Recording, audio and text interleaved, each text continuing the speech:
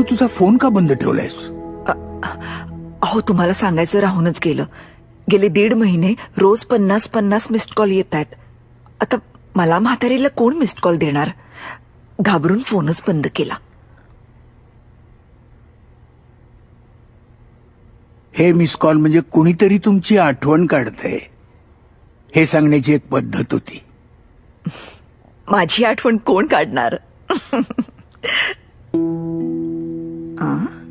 म्हणजे अभ्यंकर तुम्ही?